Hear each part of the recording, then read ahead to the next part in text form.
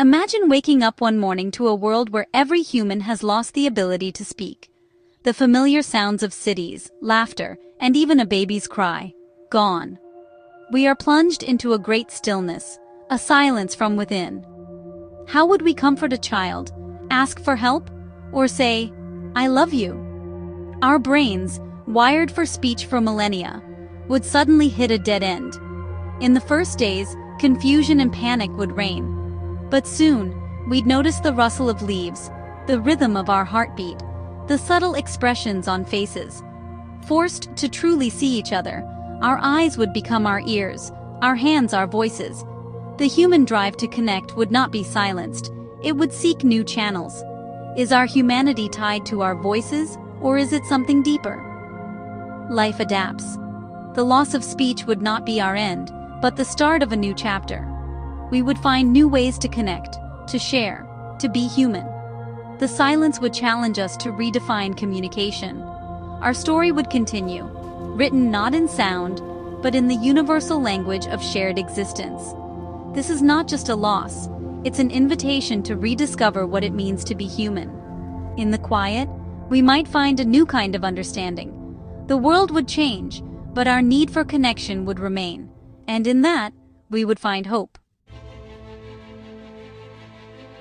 Why do we communicate?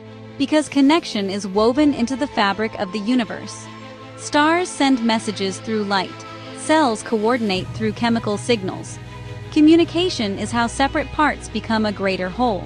For humans, it's the foundation of civilization, how we survive, learn, and build. Our ability to share ideas set us apart, allowing us to reshape the planet. Every tool, every discovery, every piece of art is born from communication. Without it, we'd be isolated, progress stalled. Language is the symphony of our collective consciousness.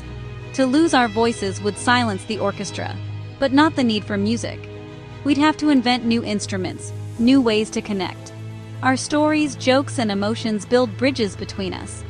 In a silent world, we'd urgently need to reinvent those bridges.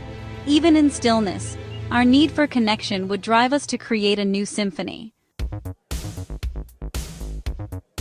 In silence, humanity would become a planet of inventors.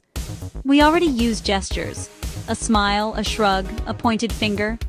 Our hands would become our primary voices, weaving stories in the air. Families and communities would develop their own gestures, silent dialects blooming everywhere. But gestures have limits. For complex ideas, we'd need systems. Writing would become vital, but it's slow. The need for real-time communication would spark innovation. A global sign language would emerge, designed for clarity, complexity, and beauty. Technology would accelerate this. AR glasses translating gestures, haptic gloves, speaking through touch. Social media would evolve into visual platforms of gestures and ideograms. The loss of speech would trigger a creative renaissance. We'd rebuild our Tower of Babel, not with sound, but with light, code, and movement. Our new language would be as rich and expressive as the one we lost. Silence is not emptiness. It's filled with other forms of communication. Bees dance to share directions. Cuttlefish use color to signal intent. Trees connect through underground networks, sharing resources and warnings. Nature thrives on silent conversations. Even humans have found power in silence. Monastic orders used sign language to build community. These examples show that life is endlessly creative in its quest to connect. Voice is just one tool in the cosmic toolbox.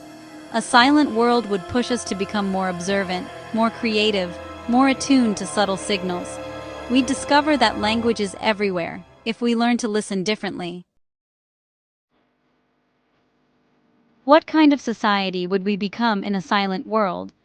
Without tone of voice, honesty might flourish, our bodies revealing what words once hid. Relationships could deepen as we learn to read subtle cues and express intimacy through touch and glance. Arguments might soften. Art and science would find new visual forms. Misunderstandings would still exist, but we'd invent new ways to express humor, poetry, and wit. Society might grow quieter, more contemplative, more attentive.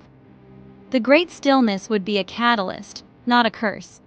We'd rediscover that communication is about connection, not just words.